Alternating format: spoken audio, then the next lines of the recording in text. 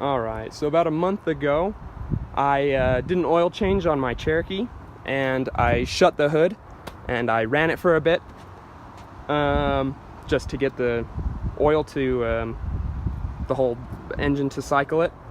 And then when I went to go pull my hood release again, I couldn't, there was no pressure on the actual hood release handle in here.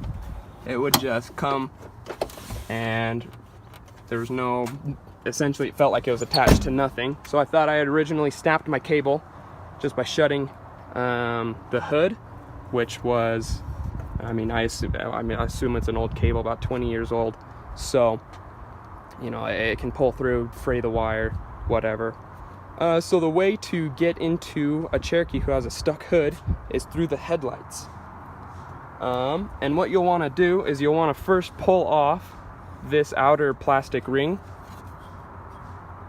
with these two screws right here. Ring pulls out. I've just set it on the ground right there.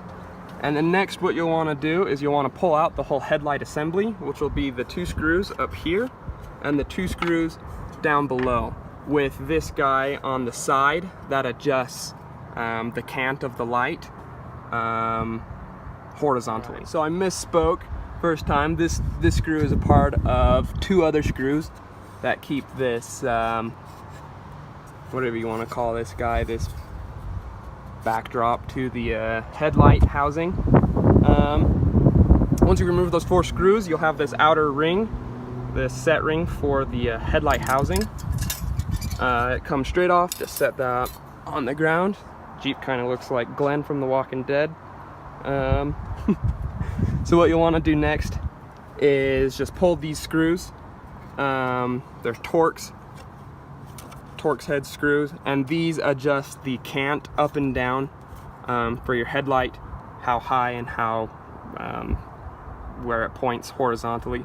And you'll want to remove those guys. I have mine set right now, so I'm not going to remove it, but I can still show you what you will be able to do once it is removed. This guy back here with these two adjustable screws. You will then go back behind there and remove that nut right there, and there's one more nut up and to the right, about 3 inches up from this hole right here. And even if I had that sucker removed, I couldn't really show you. It's just those two screws, and on the left side, passenger side, it'll be off to the left as well. So what those screws do essentially is that one right there removes the this hood release mount from the back side of the inner framework of your vehicle. It just pulls straight back. And that top left one removes this this screw right here, this nut, that just pulls it all down and centers it on the X and Y axis in the vehicle. So once you have those two screws removed, this whole framework and mounting for this hood release will fall off, and you might have to relocate your spacers and whatnot. It'll fall off down into the bottom of your engine bay. And you'll have to do so on the left side as well. It's directly symmetrical, just mirrored. And it'll pull off, and your hood should pop right up because there should be nothing holding your hood down anymore other than your hood release right here. So you can pull your hood up and get into the vehicle. And what my fix was with the cable. My cable had not broken, thankfully, but it had just popped off of these mounts right here, and these mounts just keep tension on your cable so it can pull your hood release right here. If it's not mounted into these, if the cable isn't mounted via the plastic right here into these, it'll just be all limp dick and no pressure at all, which is exactly what happened to me.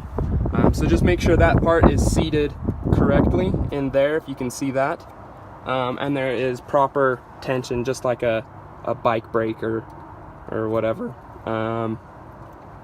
for your hood release, and that should work. I think that's it. Thanks for watching, guys, and I really hope that helps for you.